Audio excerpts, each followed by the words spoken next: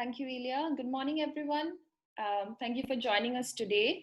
So I know that a lot of you had questions about the duration of the program and how long do you have access to the different courses and the different materials. So I thought that I would address that in today's session before Ilya begins.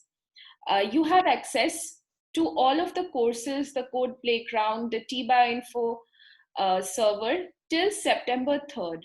You do not need to complete all of the assignments just by this Friday.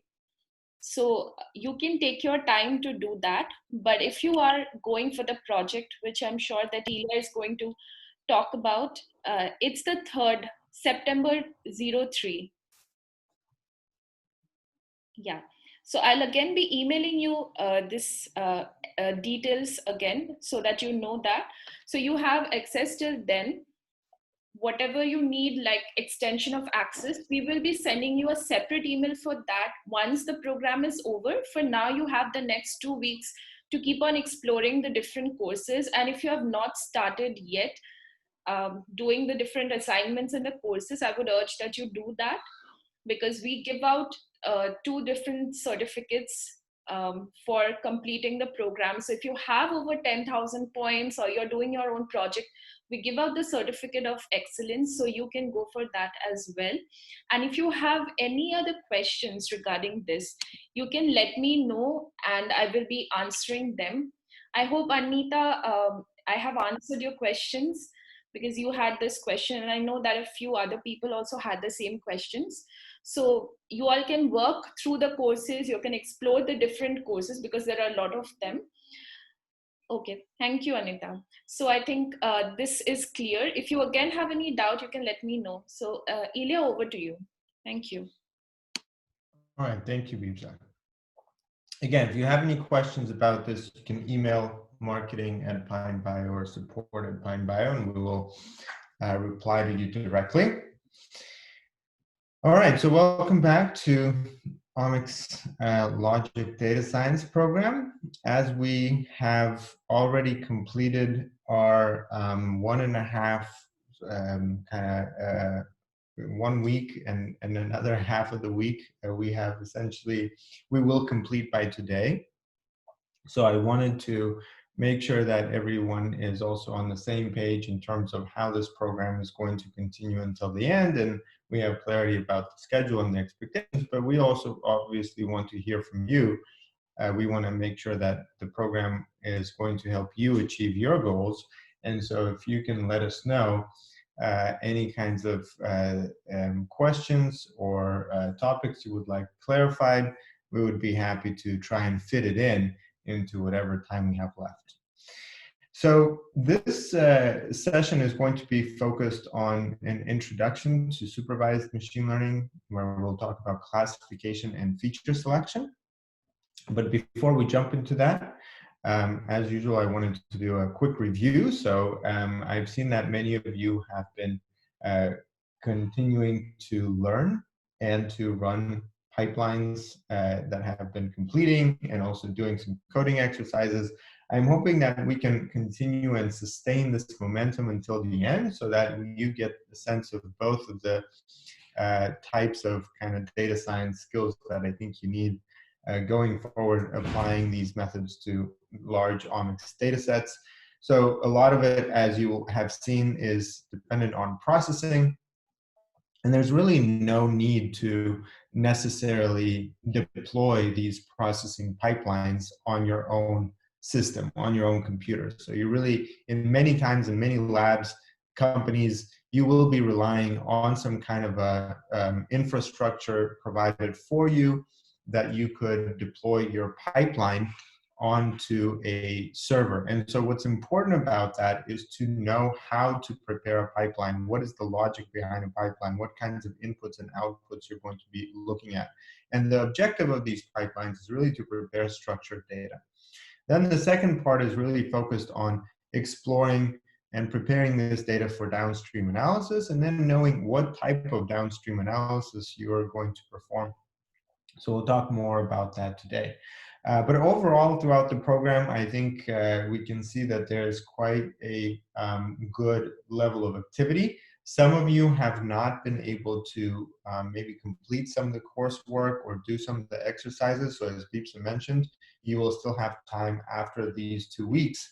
We know that this is a little bit intensive, so hopefully after these 2 weeks, you'll be able to do that. Now, a lot of the methods that we have been talking about, and I posted this on the forum already, I think there's a great resource for you to explore for those of you that want to go deeper into data science for different types of modern biological data sets.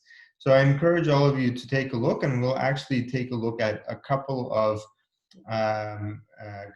things from that today, specifically chapters 6 and 7. So you can take a look at this. This is available as a book online, and also provides you with a lot of code in R if you're interested in learning more about that. Okay, so also on the forum, there was a question about how to transition to an independent project. So I wanted to spend a little bit of time speaking about that. First of all, the program, I think, introduces you to a lot of methods and types of analyses. We talked a little bit about different types of data, but really that's not a priority. The priority is kind of focusing on the data science part of it to work on downstream analysis. And the major component that I think will allow you to benefit from knowing how to apply these to a data set of your own. So we have this form, which is on the forum. Let me also paste the link in chat. So on the forum, you can see there is a kind of form that can guide you. You can see starting from kind of your basic information, there's a project title, a problem statement, project summary, links to raw data, and then reference publications. And here I also give a few additional links that you can take a look at. Down below this, you can just scroll down and you'll see my addition there. So there are some example projects that you can start looking at. There's obviously this form that you can fill out. And then also we have a little blog post on project examples. So if you're wondering, what did other students do? How did they look at some particular data set, and what kind of analysis were they able to complete in a project like this? You can see a few examples. And there's also a video, one of the latest projects here described by one of our participants from a previous program. So what does it take to actually develop a project? So I think overall, there are these simple 6 steps that I think we can break up the project development process into. Step 1, to frame the problem, to really identify what is it that you're interested in, a topic that you're interested in, but also defining that, how are you going to ask a question of a particular data set? So that framing the problem is typically one of the challenging starting points that you have to begin with. And we'll talk a little bit more about what goes into selecting a good project, a good topic, and then how do you actually translate that general topic into a problem statement.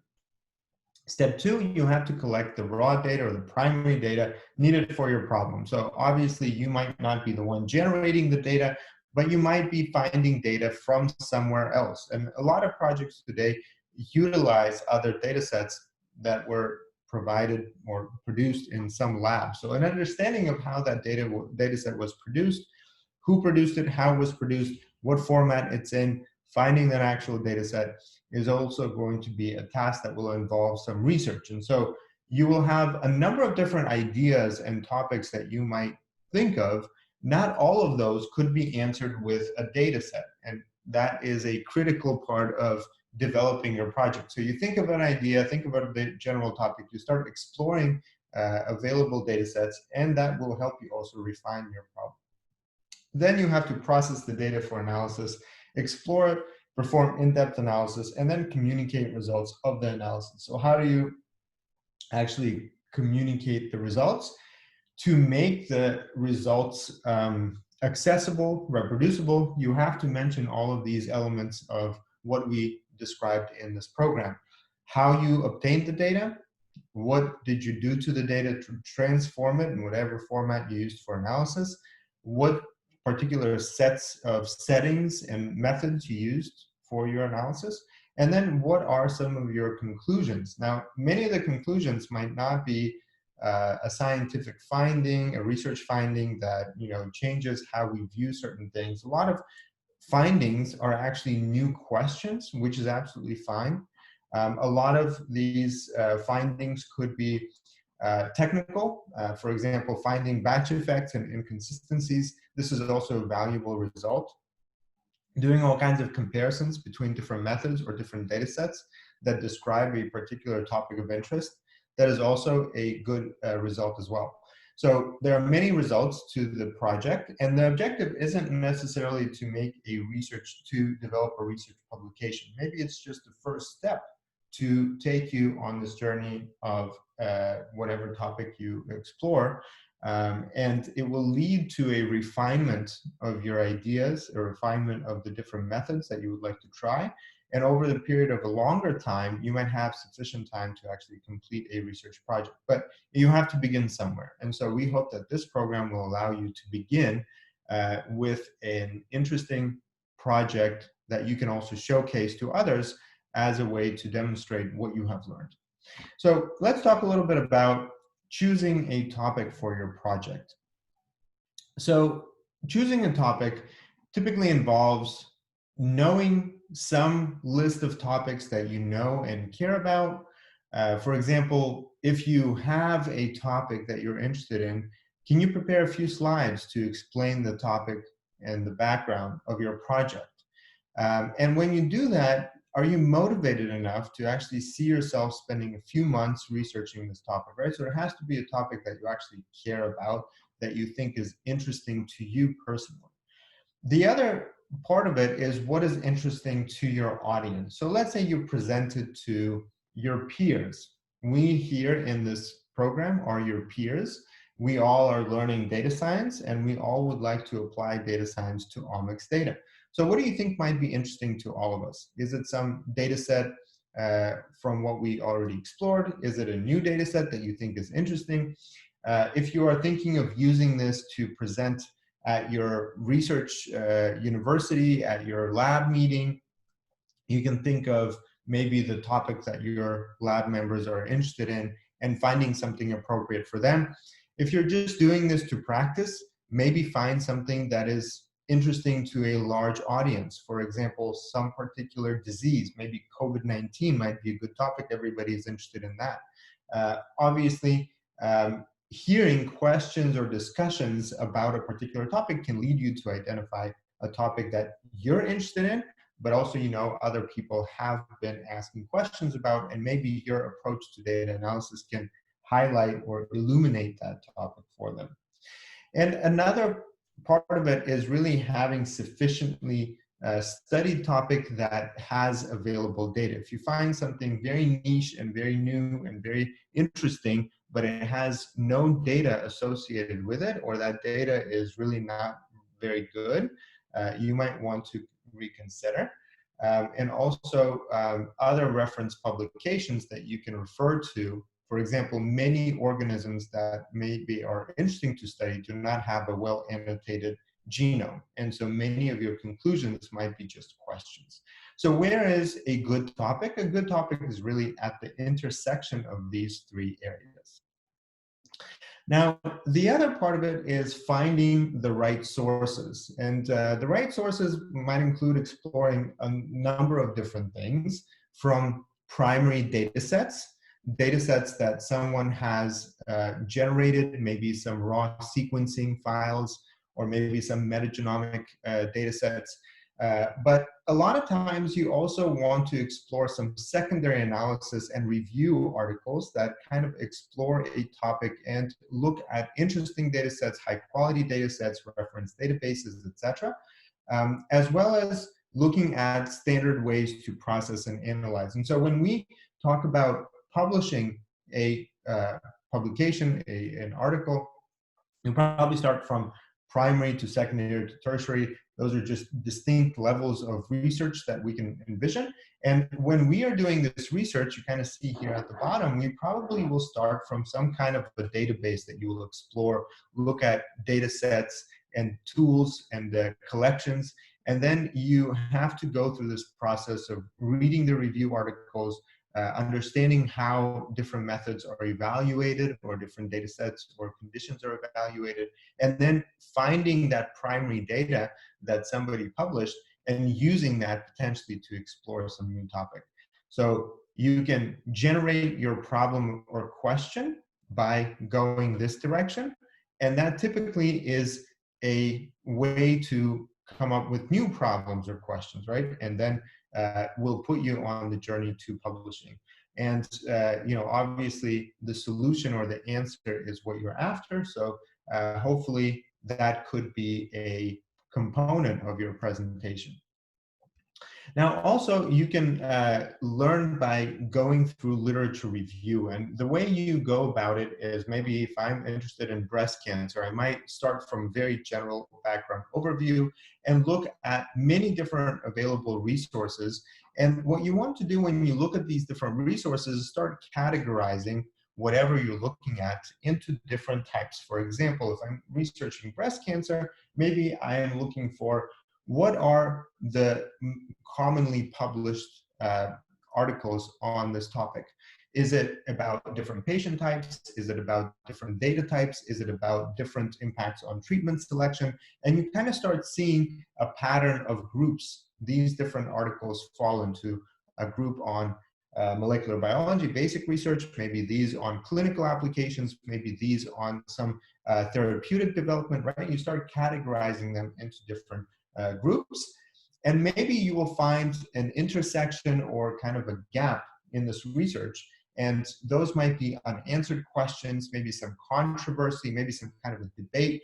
Maybe there's, for example, triple negative breast cancer and how to select best treatment options for triple negative breast cancer. That might be an interesting topic. Or maybe it could be even more defined. How a particular type of treatment in a particular group of patients, maybe some underrepresented minority, could be studied using some molecular biomarkers, right? So that process of review from a very general and broad to a more specific hypothesis helps you define your question and start translating that question into a particular analysis proposal, right? So your question is really an analysis proposal. An analysis proposal will seek to answer that question, but when you define your question, you also have to kind of translate it into a series of steps. So as an example, we look here at this publication that we've been reviewing, right, that I've been asking you to read. You can see here highlighted specific terms, conceptual terms or practical terms that you probably by now will recognize. But looking through this abstract and kind of looking at this particular visual graphic abstract, my question to you is, what is the data set that they used in this paper? Where do you see here a mention of the data set that they used?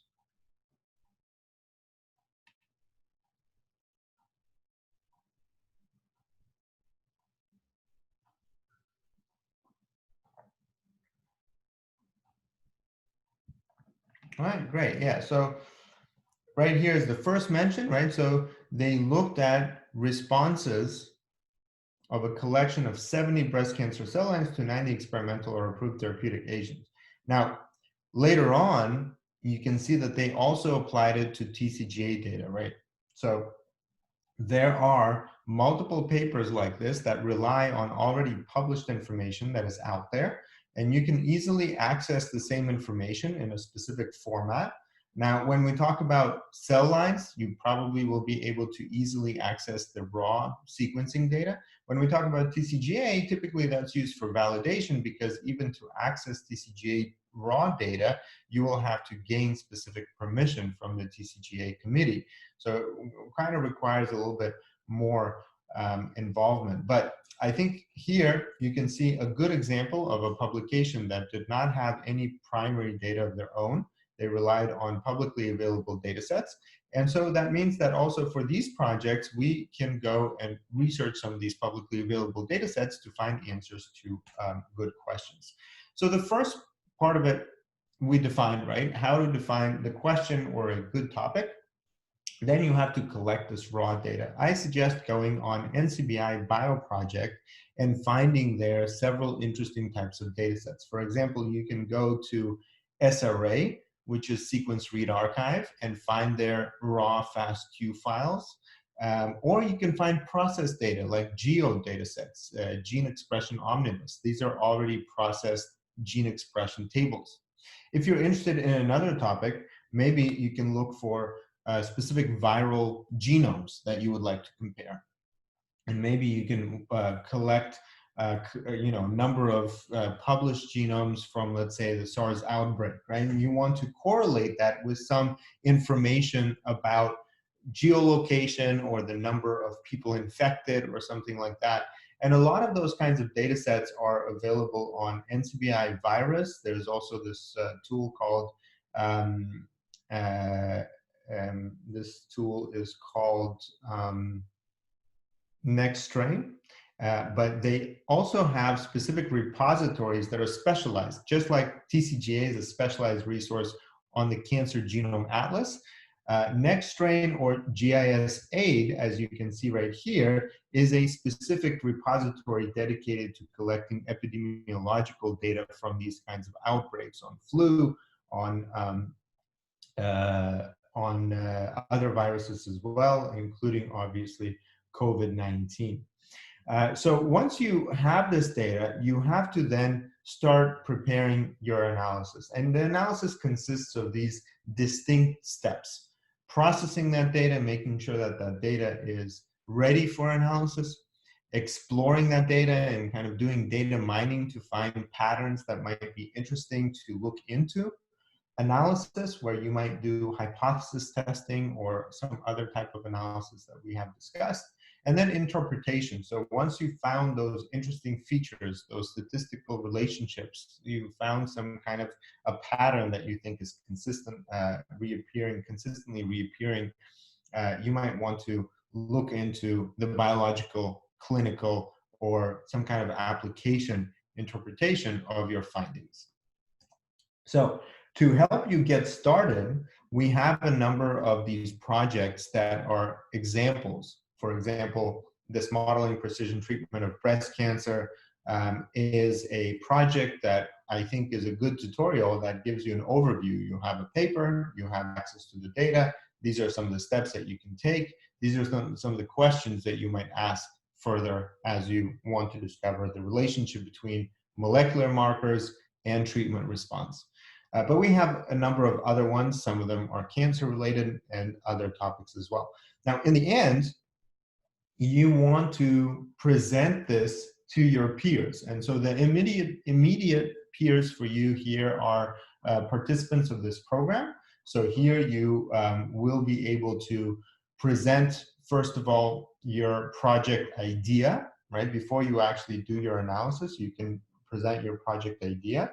Then you might want to actually develop a presentation, and that presentation gives an overview of where you started, what is the data, what is the analysis that you did, what are some of the findings, what are some of the conclusions, what are some open questions, and get some feedback. And I think that feedback is very important because you start seeing the gaps in your analysis. So Janani, for example, was asking me, was asking on the forum, whether there is someone that you can talk to about selecting the right data set and finding a good project, but also I think in the context of, in general, guidance in selecting your data set, defining your project idea, or maybe downstream analysis. All of these are very valid questions, and I think that we can benefit from this community that we're a part of. And one particular resource is we have a program for interns that are learning, taking a longer time to go through the materials and participate in a number of different programs. So we can match you with one of our interns for you to have a discussion and just maybe bounce ideas off of someone.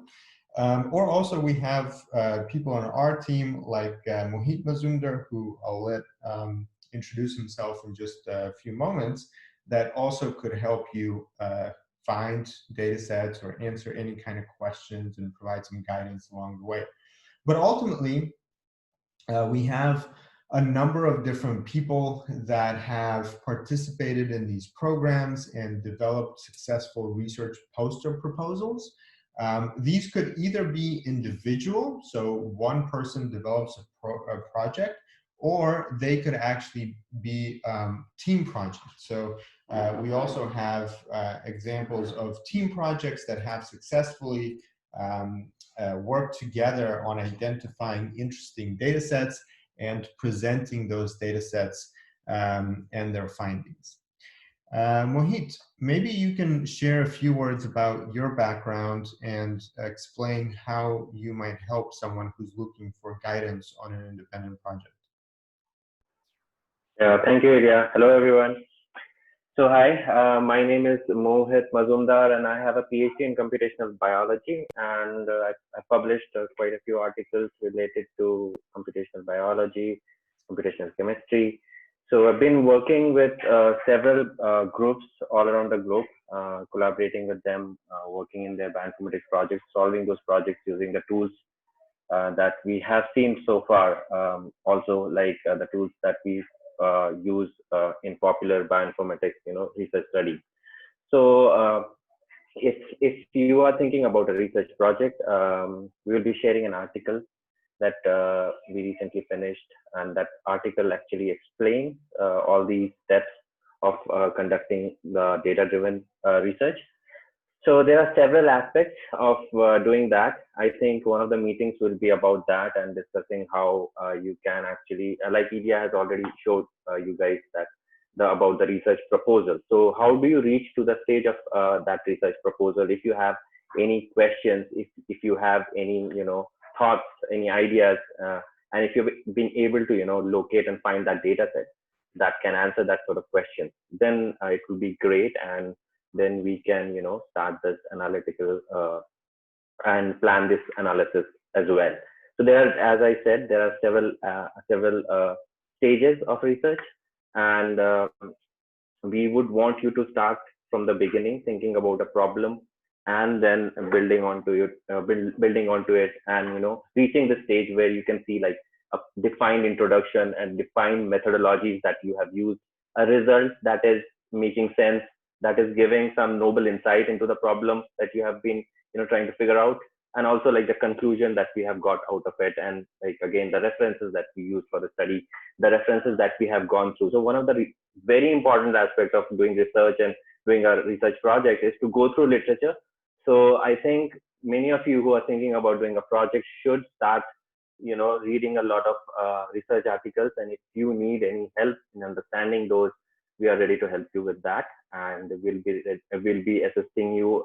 You just have to reach out to us, write us an email, or post it in the forum, and then maybe we can have a one-on-one session discussing your problem, or a group session discussing everyone's problem. Yeah, Ilya, thank you.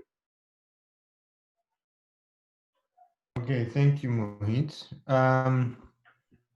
Yes, so obviously some of these projects take a very long time, and the objective is not to have a project fully completed by the end of August, but at least something will give you a sense of where you are and what to do next. So what we hope is that you will present. You first have to fill out the form, as I mentioned. So let's briefly take a look at that.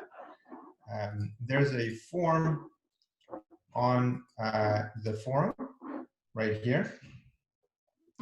So you have to fill this out, and this is your proposal, right? So this proposal is before you started the analysis. As soon as you start thinking and doing some literature review, you submit your information here. This is a dynamic form, so once you submit and you want to change something later, that's fine. You just submit it, and then when you change something again, you'll be able to modify it. So for example, here, I'll just fill out mine.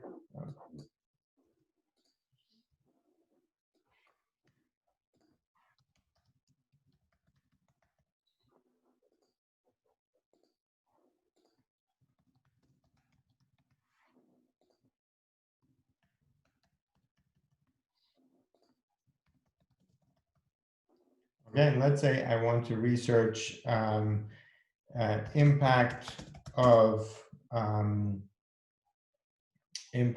tissue or of cell types on treatment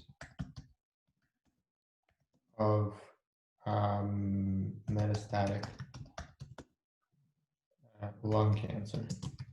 Okay, let's imagine we have the lung, which is an organ, right? It's got many different cell types, and we want to understand how different types of cells respond to some kind of a treatment that's typically used on metastatic lung cancer. So here I will describe, so, you know, the cells respond differently to treatment, and metastatic lung cancer effect and effective treatments of metastatic lung cancer can be an effective treatment metastatic can be maybe influenced by composition of a tumor, right? And so then I want to investigate, right, what is my actual question? My question is, I would like to explore how commonly used treatments for late-stage lung cancer might be influenced by cell type and their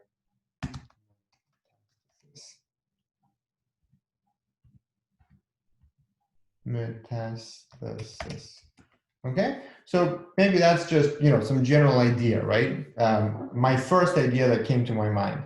So here I will start describing my project summary, produce a link to data. Okay, so maybe I don't have a project summary yet, but I want to get some feedback. So I'll just say, okay, looking for feedback and help defining the project. Okay, then link to raw data. Maybe I will find some, for example, I might want to go on NCBI.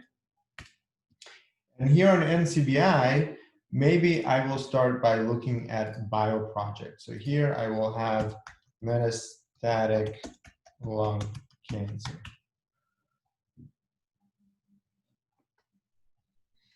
So here I have different types of metastatic cancer in mice, in humans. And here I have single-cell omics revealed human GM CSF dependent mononuclear phagocyte subsets in humanized mice. Maybe not so interesting. Okay.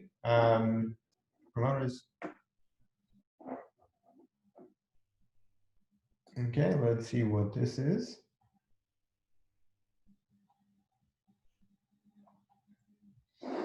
So here, biomarkers to mitochondrial ROS inhibitor, MitoQ, and its role in breast tumor metastasis. To do so, we performed an unbiased screening using RNA sequencing. So these are actually human breast cancers, okay? So not lung cancer, but interesting.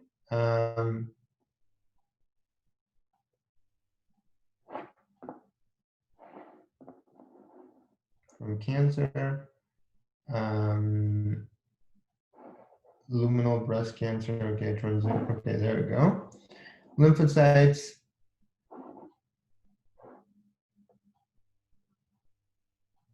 Okay, let's say right now I've done some minimal exploration. So here I have 18 samples, and they're available in processed form on GeoDataset. Now I have to think, do I have enough time to actually do all of the processing myself? If I have the time and the patience to wait for that and to actually do the analysis from beginning to the end, that's great. And we encourage that, because I think also you'll find all kinds of challenges and all kinds of ways to overcome those challenges, much better than relying on this GeoDataset that might already be scaled, centered, normalized. You don't know how it was normalized, right? There might be all kinds of questions about that. So you can go ahead and say, okay, I'm going to use this bio project, and it has 18 samples. So I'll just go back over here, and I'll just say link to raw data is right here. Reference publications, typically you will find some reference publication here as well. Maybe this did not, it was only recently submitted, but maybe I can just search again on NCBI. There's another a PubMed search that you can do.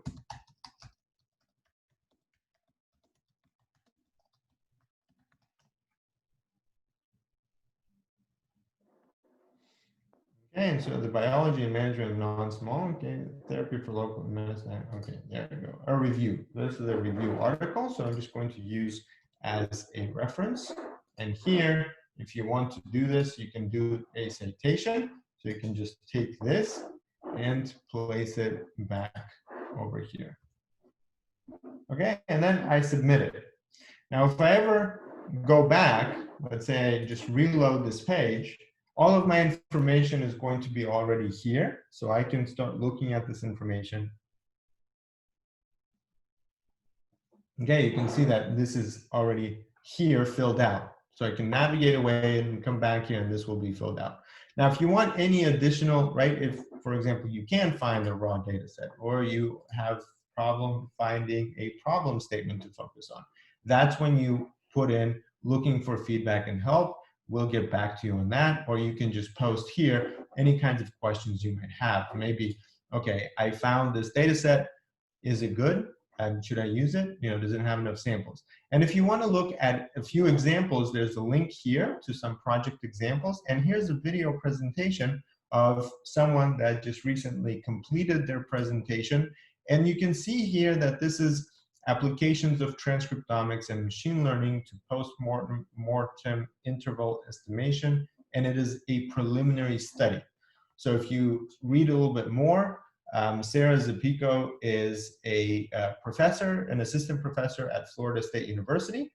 She has completed this program on precision medicine, and she decided to essentially pursue her research topic, which is in general what she's interested in, which is post-mortem interval estimation, using the skills that she developed in the course of this program, and applying some of the tools that she learned about to a data set that, you know, seemed relevant to her research. And as a result of this presentation, you kind of see an overview of what the project was all about. This is, by the way, already after a review. So this was reviewed by our collaborators at the Tauber Bioinformatics Research Center that provided her with very specific feedback on both the methods that she selected, you know, the different pipelines that she ran, the different results that she obtained, etc. So please take a look. Again, this is the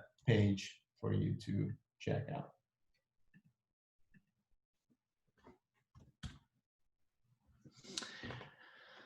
Okay, so you can use your own project data. Yes, any public domain data. Now, the reason we're saying public domain is because you will be, of course, if you're processing this on your computer, it could be any data set.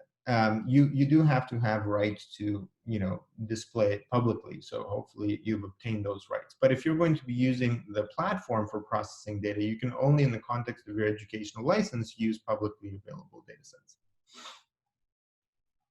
Yes, you can already use process data as well. And there are many process data sets out there. One example that I showed was the gene expression omnibus, but obviously there are more out there. Okay, so just think about these. If you don't have a link, you can just describe what your raw data is, and we'll look into it as well. But the objective is to really start by submitting this project proposal. After you've submitted the project proposal, it will give us a sense on where you are in the development of your project and how we can best help you make the most out of your time and get a project done in a short period of time that you have left. And we'll also schedule some review sessions where all of you can join, somebody presents, we kind of give you some feedback or ask questions. You maybe answer those questions, or maybe you say, okay, I'm going to take that back and think a little bit more about that, etc. Okay, any other questions about project proposal and how that works?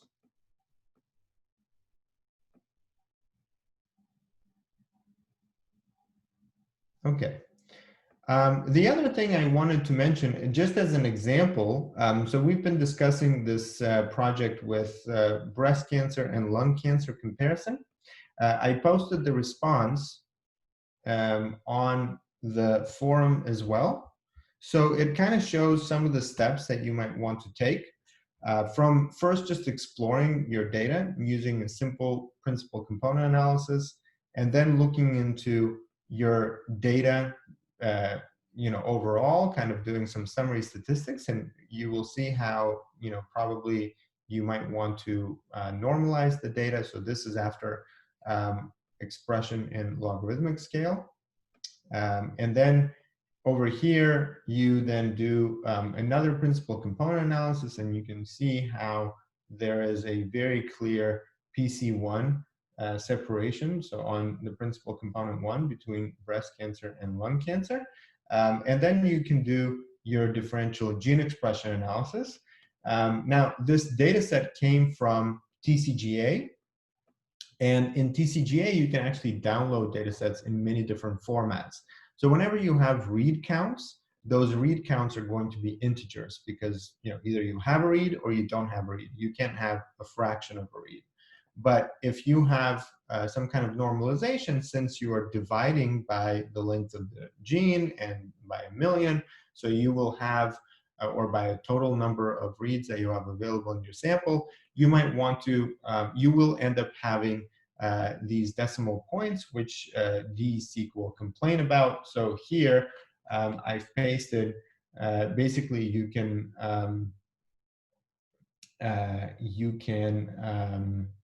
round the data right here to have integer data. And then you can perform this differential DSeq analysis. This is maybe not the most correct way of doing it, but you can see that you will find some differentially expressed genes.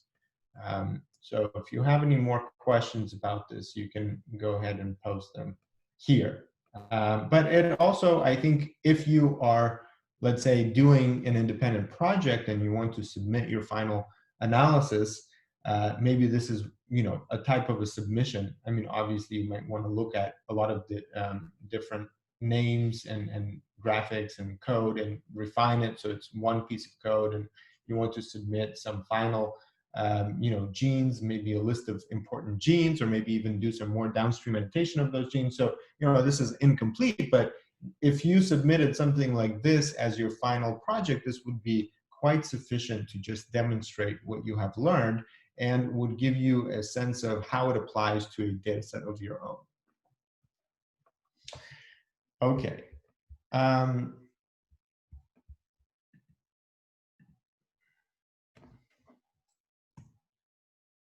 So let's review what we have learned in the previous session.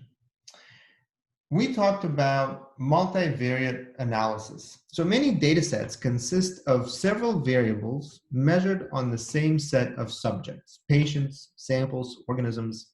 For example, we might have a characteristic such as height and weight, or size and weight right here, men and women. But instead of having just a few patients, we might have thousands of patients. And so the purpose of multivariate analysis is to investigate connections or associations between the different variables measured. Once we have a table of numeric variables, we can study this data using what's called multivariate analysis. So in the columns of the matrix are all independent of each other or unrelated, right, variables. If they are unrelated completely, then we can just study each column separately. For example, if weight and size had no relationship, we could just study them separately and they would provide us with some good information. But then, we oftentimes have these interrelated measurements. So for example, in the biology of cells, we know that proliferation rate or rate of growth is going to influence the expression of many genes simultaneously. For example, we know that different pathways are activated, and pathways are a way to describe relationships between many genes. So if you're studying the expression of 20,000 genes on many samples of patient-derived cells, you will notice that many of the genes act together. Either they are positively correlated, or maybe they are anti-correlated to different degrees. And so if we just study each gene individually, we will be missing a lot of information that is important to the condition that we're trying to study. Important connections between genes are detectable only if we consider the data as a whole. So each row representing the many measurements made on the same observational unit. But having 20 or 25,000 dimensions of variation to consider at once is daunting. So we need to reduce the data to a smaller number of most important dimensions. And so this idea of dimension reduction can help us navigate complex data sets without losing too much information, right? Now, when considering two variables, X and Y, well, actually even before that, right? So if we already started from dimension reduction when we wanted to summarize one variable. So here we have one variable, one gene. It has certain number, it has a certain pattern of expression. How can we summarize it to just a single number?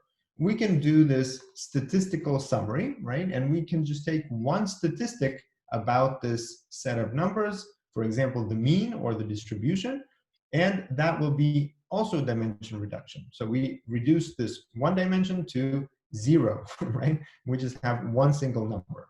So that dimensionality reduction is a common topic, but what do we do when we have many of these independent genes? So when considering two variables, X and Y, measured together on a set of observations, the correlation coefficient measures how the variables covary. And so this is a single number summary of two-dimensional data. So if you have two genes and they are somehow correlated between themselves, you can measure them as a single number. And so this, for PCA, what we need to do is we need to transform the numeric values to some common scale and to make those comparisons meaningful, right? Because if we have numbers that vary, very much, so we can basically use two things, which is centering and scaling. Scaling or standardizing means dividing by the standard deviation, so that the new standard deviation is 1. So you bring everything to a common scale by having one single standard deviation for all of your data. Then the correlation coefficient is simply the vector product of the centered and scaled variables. So dimension reduction, right, using PCA, first of all, this is not a new approach. It was actually, dimension reduction was invented originally in 1901 by Carl Pearson as a way to reduce a two-variable scatter plot to a single coordinate. It was used by statisticians in the 1930s to summarize a battery of psychological tests run on the same subjects and provide an overall score that summarizes many test variables at once. And this idea of principal scores inspired the name principal component analysis, which is called an unsupervised learning technique because, just like in clustering, it treats all variables as having the same status. So we're not trying to predict or explain one variable's value from the others.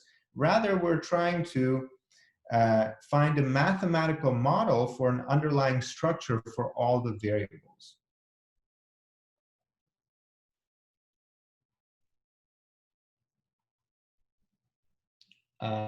False. So yeah, sometimes, for example, scaling might not work when you have when you have unfiltered data. If you just take data that has a lot of zeros, the distribution will be zero and you can't scale that. So you might want to not scale the data. You know, again, you can play around with that. Principal component analysis is a technique for exploratory data analysis. And so in addition to your statistical summary, to your visualizations like box plots, you might want to use principal component analysis to understand how multiple, again, the objective here is to understand how the sum of your features explains your data. And it can provide you with additional next steps. So for example, you might discover that in combination, your principal component 1 and 2 explains only a small portion of variance, maybe 10, 15%. Which means that even if the picture looks nice, that doesn't really explain a lot of your features are essentially noise. And so you might want to use, you know, normalization, different transformation techniques, which include scaling and centering, to play around with your data. And your objective doing those things is to improve the variance that is explained by your principal components, as well as to find grouping. So finding grouping that is associated with your known variables, for example, clinical annotation or some kind of phenotype, but also to look for outliers and look for specific types of non-informative features, which might mean small variables as well as zeros and maybe a lot of intercorrelated features. Okay, so before I jump into Daisy's question, Heda, does that, or Hidia, does that answer your question?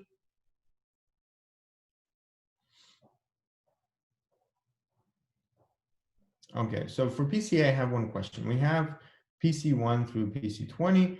What if I want to plot a graph with PC1, PC5, and PC8? How do I change axes?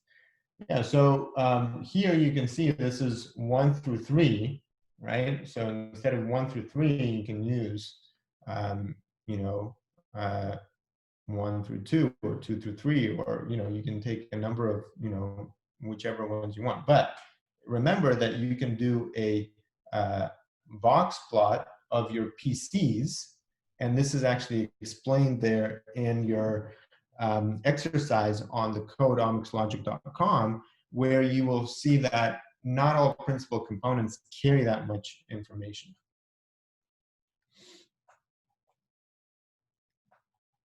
Okay.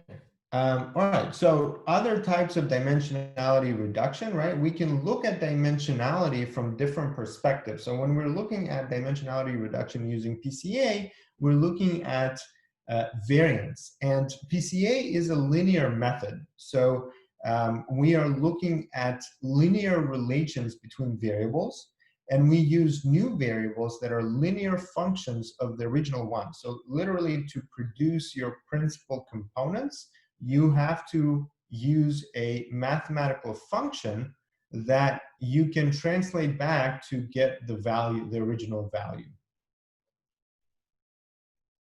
Okay, hey Dia. I have another question about yesterday's exercise. Didn't understand well, data frame, PCA X group. Well, you're preparing a data frame that has the results from PCA, right? The result from PCA is your principal components and coordinates on the principal components, but you want to label them by your group. So that's why you use the group to, instead of having the individual samples, you're putting in group names there so that you can color them.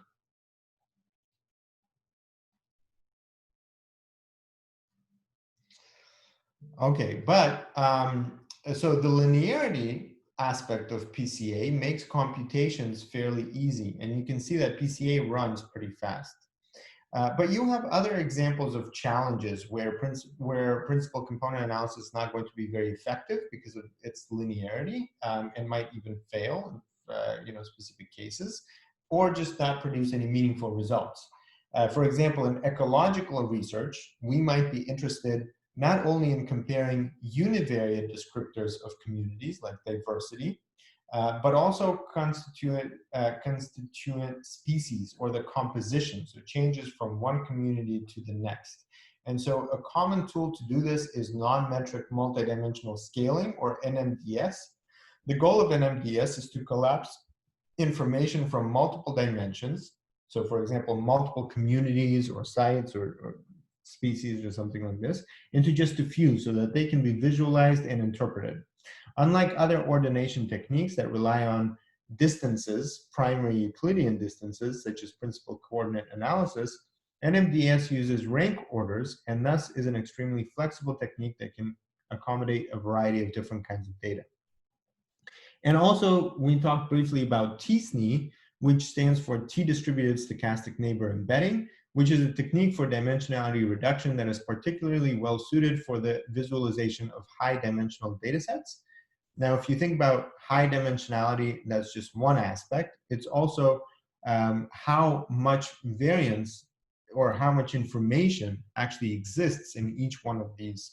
And so when we talk about single cell data or data sets that have a lot of zeros that are not full zeros, for example, they don't have, all genes have a zero expression. That's easy to filter. It doesn't carry any information, but it carries little information. Maybe one sample has, 5 and others have all 0. So how do you deal with that situation? In that situation, t-SNE uses perplexity, and perplexity is just a way to use nonlinear space to describe, again, variance. So you can look at dimensionality reduction using multiple types of approximations for your data: variance, diversity, and perplexity.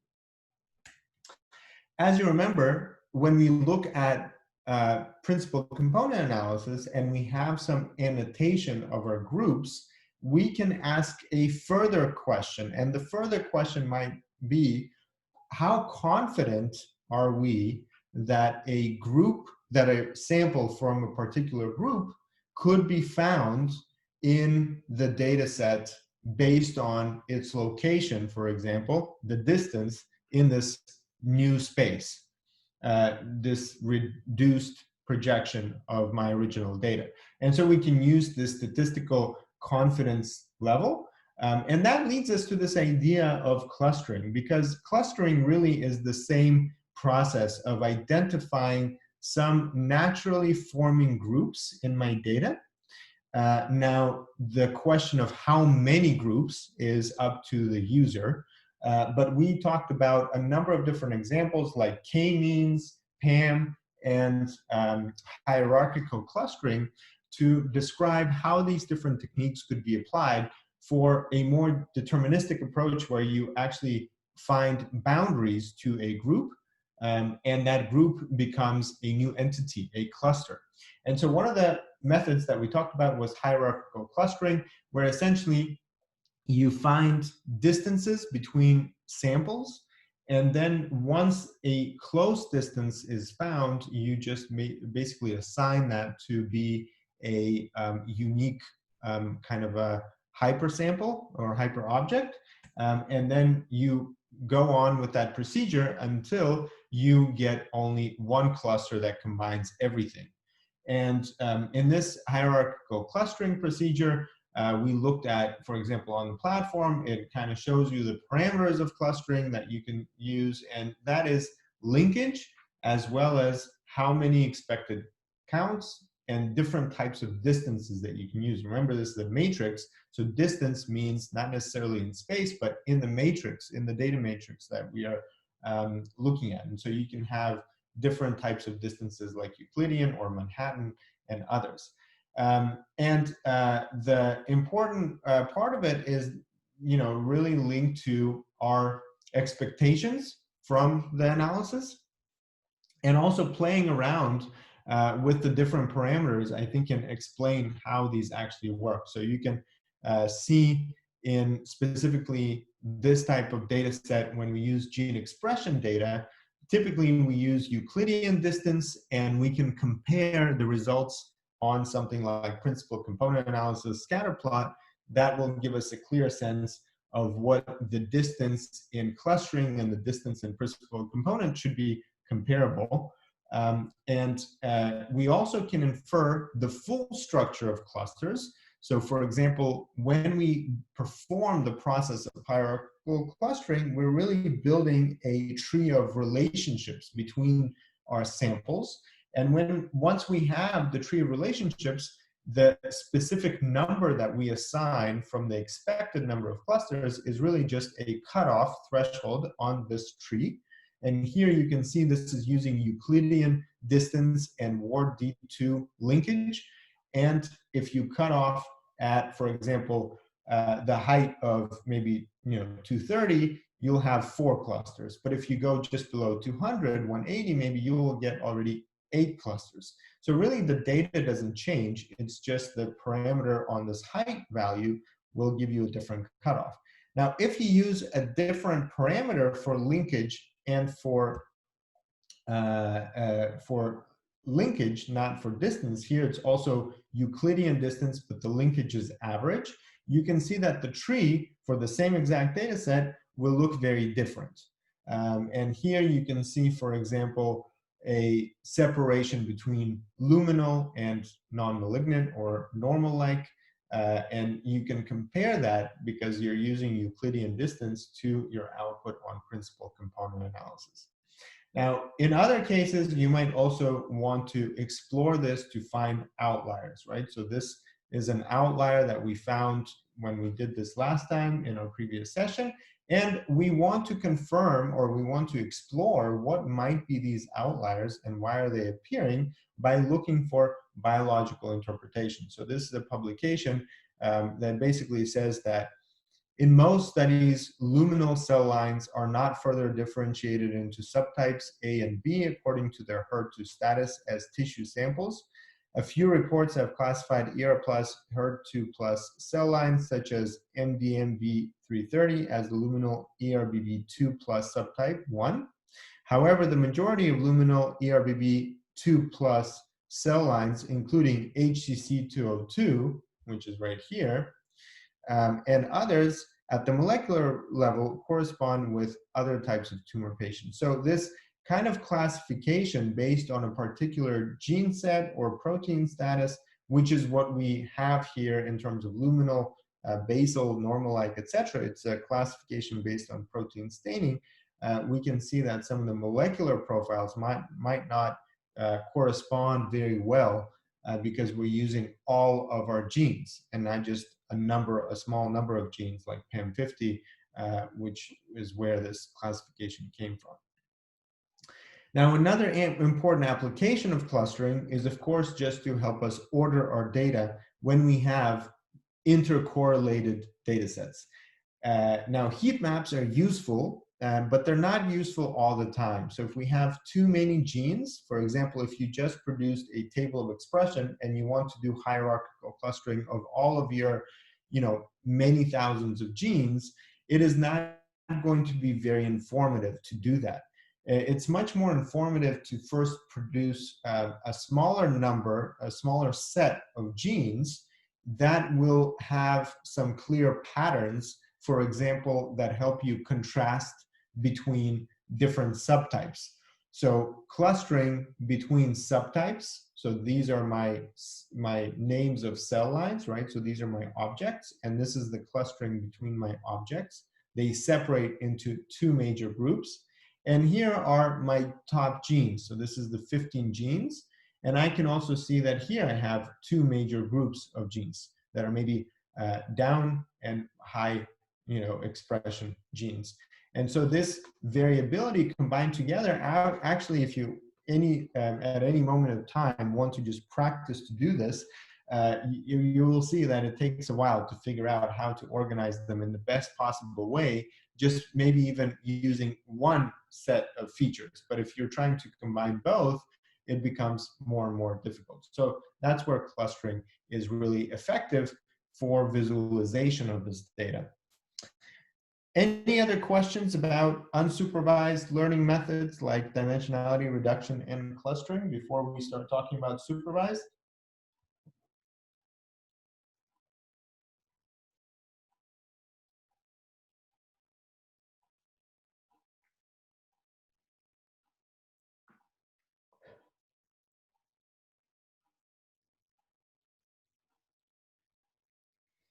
Okay, so let's talk about supervised machine learning or classification and feature selection. So this is going to be kind of an overview where we'll start from, and then we'll have some more practical hands-on exercises in our next session. So supervised machine learning starts from some source data that has, the same kind of variation, but we use labeling as a starting point. So in other words, what we want to do is we want to train a model, some kind of a mathematical model, to recognize the specific features associated with the different classes in our data set. And to do that, we have to separate our data into training and test data. So when we separate the training and the test data, in the training data set, it's important to remember that we want to have good representation of whatever we want to study. So if you think about your ultimate kind of a real world scenario, if you're looking at different types of breast cancer patients, you might want to have a good extraction of all the different types that you use as classes, so that, for example, you have an equal number of those in your training data set. And so creating a good training and test data set is critical for your success in the long term, because in many cases, you will have a training data set, which is what your model is going to learn from. And then you have a test data set, and maybe it has some weird samples, just like these stars right here. So if you look at this training and test data set, you have to make certain, you have to follow certain guidelines and rules. For example, one of the guidelines is to have about 70%, 30% split between your training and test data. So you want to have more training data than test data. And your test data should be separated from your validation data set. So you actually want to have a separate other type of a data set where you validate your model and you can look at its accuracy and performance and things like that. So once you have prepared your data, again, oftentimes this is going to be that clinical or phenotypic labeling that a human does. And what you're expecting is for the model, some kind of an algorithm, to find discriminant function, so a function that can discriminate between your classes, or to find a series of decisions based on your decision tree or random forest, the same idea. You will have some kind of a series of decisions that will help you differentiate between your classes. And that's where the name classification comes from. So then your model will look for the differences between these based on specific features. And as a result, you can have your different classes identified in the test data set, first of all. And also, you can ask the question, well, what is the feature that actually helped you distinguish between these different classes? And maybe the answer is color, right? But sometimes when your training and test data set have not been prepared very well, that same one feature that helps you discriminate between your different classes might confuse the model, and that's why you will have a confusion matrix. And that confusion matrix is basically an evaluation of the model accuracy, and your feature significance might also be another component that you might want to focus on. For example, the model can produce the top features that contributed to improving accuracy of classification. Now, when you have your training and test set, you might want to start from labeling your data. For example, here we have some images of cats. Here you have some images of dogs, right? And so I have two classes. These classes could then be tested on this new test set. And so what I'm actually trying to have the model do is find how do these actually objects, right? So I'm not asking specifically how is this cat or this group of cats different from this group of dogs. I'm asking in a general sense, right? And this is an important thing to understand, that, I have to kind of have an abstract representation, because here for the human eye, it's very easy to recognize that, you know, these are dogs and these are cats, even though these dogs are not very much alike these dogs. And these cats are not very much alike these cats. So it is some kind of an abstraction. And that's why we call this learning. So this learning is teaching from data a machine, which is an algorithm, to actually understand what is the concept of cat and how is that concept of cat different from the concept of dog. So let's take a look at our case, right? Let's say we have this data set based on gene expression data. We have here gene expression data from liver cancer, and that liver cancer can be associated with a variety of different phenotypes. Now, before I decide what the phenotypes I will use for my classification, for my model training, I need to think first whether this is a good phenotype to use. And I can do that based on, for example, principal component analysis. So I can label the same data set with multiple types of annotation. For example, here you can see risk factors, race, age, outcome, BMI, gender, stage, etc. And you can play around with your data set to see whether some of these actually are apparent based on your exploratory data analysis.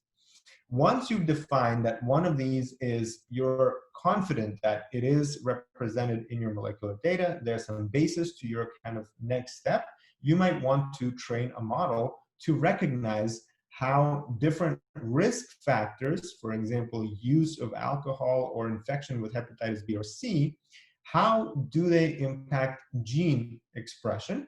In this case, you have genes across samples, and you create your training and test data set. So basically, in the most simple way, you will have a table with a row that says class, and you'll have you know, your labels of whatever phenotype in here, just like we had for our PCA when we used labels. Or you actually associate that with the objects. And so in your training data set, you will have another set of objects. So these names of objects are going to be different, these numbers are going to be different, but they also will represent the same types, the same classes. So the first example is decision trees. What are decision trees? Decision trees pretty much explain the separation between classes using individual genes. So here you can see that based on this gene NSG 000116299, if it is less than 4.01, if it is yes, you can, let's plot this gene. You can have you know, low expression in all of your samples except for luminal. And so you can see that this gene is a way to classify luminal samples. And then you go on and you say, okay, what if I forget about all of my luminal samples and just focus on all the rest? Here's another gene that is less than 5.2, right? So if it's less than 5.2, it is basal. Or sorry, if it's more than 5.2, right, it is basal. If it is less than 5.2, then it's normal-like or cloud and low. So here you have basal. And by the way, luminal is also included here, but we said that we forget about luminal, right? So this is kind of the next step of our decision tree. And then the next step is going to be this gene, and this is a good way to separate between cloud and low and normal-like. So here you have normal-like and cloud and low. Now let me pause for a second and let me ask you, do you think this training data set is, or do you think this data set as a whole is a good data set for all of these classes? Remember the 70-30 breakdown of training and test data. What do you think? Do you think this is a good data set for that problem?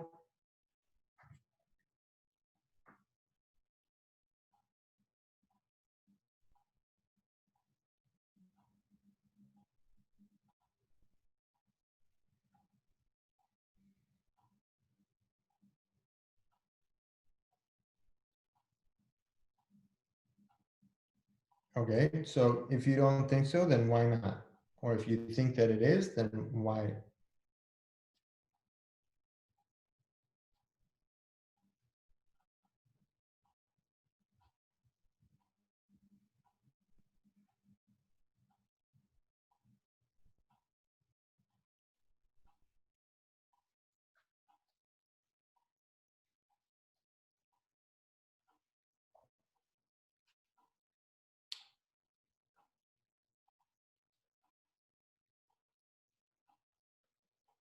Okay, so you're more talking about the method here, right? So you're saying the method is maybe going to be, only finding a few genes, and maybe there's many genes, right? But the question is more about the training and the test data set. So if you keep in mind that there's a 70-30% rule, you only have 1, 2, 3, 4, 5 normal-like samples. So you only have 5 normal-like samples. If you divide it into 70% and 30%, how many will you get? What are your options, right? You don't have a lot of options. You just don't have enough normal-like, and probably cloud and low is also 6. Right. So before we get to the problem of genes, right? Yeah, we have the problem of data. So in the data, we probably don't have enough data to have good classification because of just the training and the test data set. Now, to Jenny's question, yes, you're also correct. The program will start from just some gene and keep on finding genes. And so if you have more genes, but you already found the genes that do have good separation, you will end up with a very small number of genes.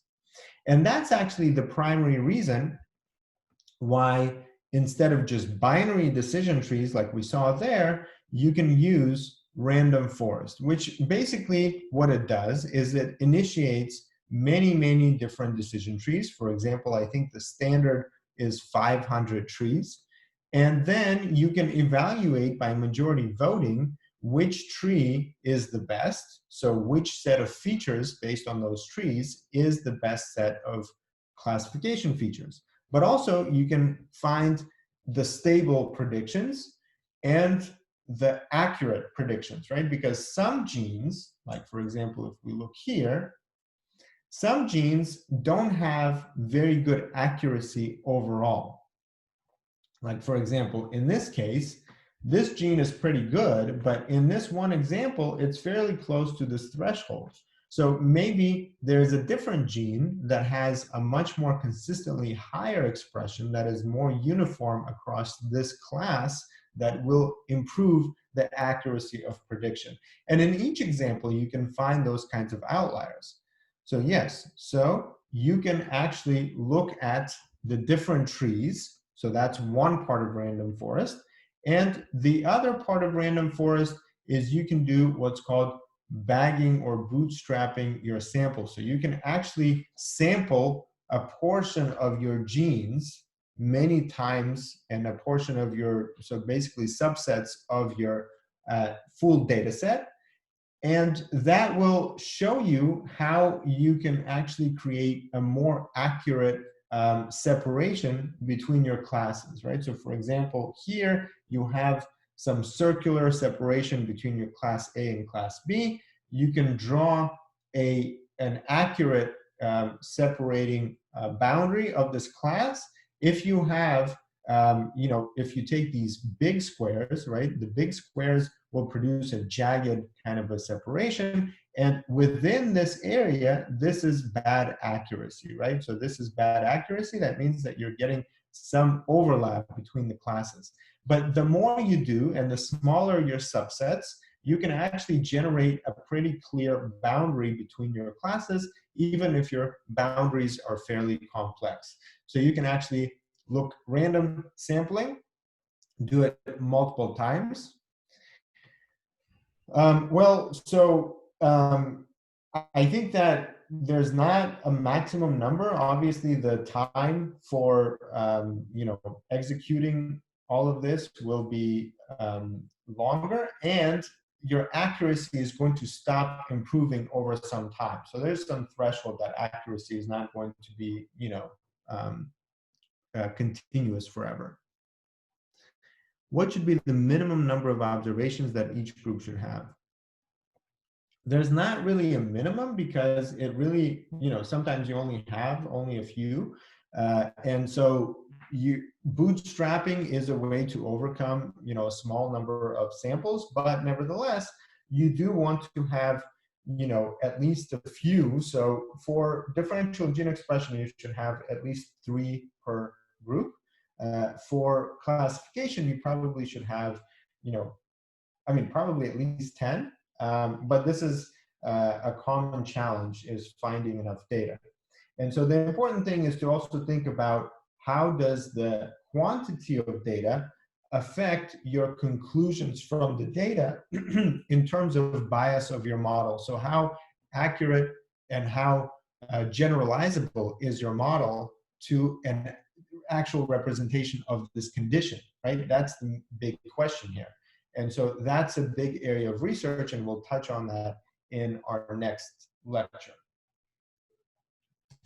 Now, another type of classification model is what's called linear discriminant analysis. So instead of linear discriminant analysis is a little bit like principal component analysis in the sense that it uses this projection into a lower dimension where we can find some kind of an optimal separation between classes. In this case, we can use different ways of thinking about classes, and those could be based on a particular centroid, and the centroids could be either consistent shape and direction, like in a linear example, where you seek to maximize the distance between the center of that centroid, right? The center point of that centroid. So that is the way that the linear discriminant analysis looks for the optimal way to position your data in this 2-dimensional space. You can also use more complex functions like quadratic, but they do require, so discriminant analysis does require some level of non-linearity in your data. So if you have many intercorrelated features in your data, your linear discriminant analysis or discriminant analysis in general might fail. Now, but it is a useful method because it is very accurate. So if you do have good separation between classes, you might want to have, Krishna is asking, is there a way to normalize large control size to minimal sample disease size? Normalize large control size to minimal sample disease size. I'm not sure I understand the question, but maybe you can elaborate on that. A good improvement to, or a good application of linear discriminant analysis, because it produces accurate results, is to find those kinds of features that contribute best to accuracy. So how is that done? You can use what's called a stepwise procedure, where essentially you use a parameter of niveau, which is essentially a p-value, that helps you separate your sample. So you can see here a combination of linear discriminant analyses 1, 2, and 3, just like we did in PCA. And what you can do is you can actually take out your features one by one and find the best set of features that helps find optimal separation into classes. Okay, so Krishna is asking if I have 1,000 controls over 100 samples. Sorry, still not clear. So maybe, write in full sentences. So if you have 1,000 controls over 100 samples, is there a way to normalize large control size to minimal sample size? I mean, you can have, if you think of a disease represents some abnormality from normal. So when you select your normal, there's a lot of heterogeneity. That heterogeneity represents some noise, because normal means not sick. Basically, that's what we call normal. There is not really a normal. It's just not sick. So when you want to determine the characteristics of a sickness, you want to compare it to many different types of controls. And as many controls you have, the more clear is your difference between all the types of normal variations, because normal variations, those represent, many types of normal that we know. So yes, you do have this issue of needing more controls for healthy, so to say, but that also clarifies your variability in disease.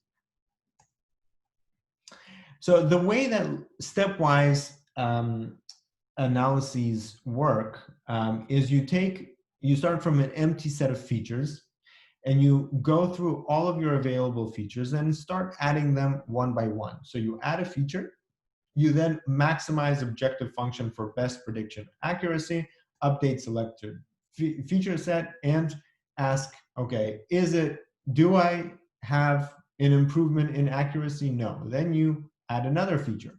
Again, you go through the process and you measure accuracy every time. As your accuracy improves, you actually take more and more features until you reach optimal accuracy, for example, 100%, or you do not have any more improvement in accuracy. So once you stop improving in accuracy, you don't need any more features. If you don't need any more features, that means that the other features that you have are essentially non-informative. And so by that process, you can select your optimal set of features, your best feature set. So as a result, you can go from 7,000 genes to 15 genes. And that is one of the assignments in Transcriptomics 3. Samita is asking, how to decide if we want to choose unsupervised or supervised analysis? Well, it depends on what question you are trying to ask. And it also depends on the data set. For example, if my question is, how do I prepare a set of genes that are biomarkers, right? Biomarkers that if I want to measure 5 genes and I have, 20 conditions, can I find 5 genes that will give me enough information for any patient to distinguish between their, different conditions? That would be a supervised analysis where you know the different types that you have, but you're looking for features, right? So you're actually doing feature selection based on classification. If you're saying, okay, I have a bunch of patients, and your question is, are any of these patients similar to each other? Right? Because you are saying any of the patients are similar to each other, this is an unsupervised analysis. So you might want to do clustering. Does that answer your question, Samita? Okay, and Krishna, I'm still waiting for a little more clarification if I didn't answer your question there. Okay, so again, stepwise LDA is a method that you can try playing around with, and you can also change the niveau parameter to get a different number of features, because ultimately the niveau parameter is also the separation between your classes. Another useful method is support vector machines. So support vector machines is a method that uses a kernel function that basically transforms the space to get a more optimal separation between your classes. And that means that you can get more complex boundaries to a particular class. There are a number of different outputs that you can get from SVM. We'll talk more about those in our next session, and you can already try support vector machine practice example in Python on the code OmicsLogic.com. And you have a number of different types of kernels, essentially, that you can use that help you separate between complex class boundaries. So to summarize, we have here a few different examples of how these methods tie together. You have supervised methods that could be used for classification or regression. That's another application that is maybe less explained. For example, in regression, you can use to fill in missing values, right? Because you know what the order of values is in a bunch of known samples. How does that work for a particular sample where you have missing values? For classification, again, you have a number of known classes, and your question is, how are they different, and based on which features, and so forth. So what I suggest is going through the different examples that we have here, and one of the examples from last time that we didn't have time to cover is clustering in Python. There are a few considerations for supervised analysis in terms of the number of dimensions that we have and the number of features that you select as a result of feature selection. So take a look at some of those examples. I think they're explained pretty well in Transcriptomics 3. And also, you can practice, if you use the platform as explained in Transcriptomics 3, you can download, for example, here you can see the downloaded decision tree script in R that you can just transform very easily and apply it on the OmicsLogic platform to see the differences between those different samples. Your assignment, if you are up to speed on everything else that we've been doing so far, is to try and complete Transcriptomics 3 and try some of those platform scripts. You can then take those scripts and use them in R, and also look at the Python assignments on the random forest and SVM. So thank you again for joining today. I do have to leave now. We have another session coming up. But Krishna, sorry that it took a little bit longer. Please post your questions on the forum. If you put those on the forum, I will take a look at those just later today and make sure to reply to you. Again, thank you all for joining today, and I'm looking forward to seeing you again tomorrow, where we'll take a look at some of these examples together.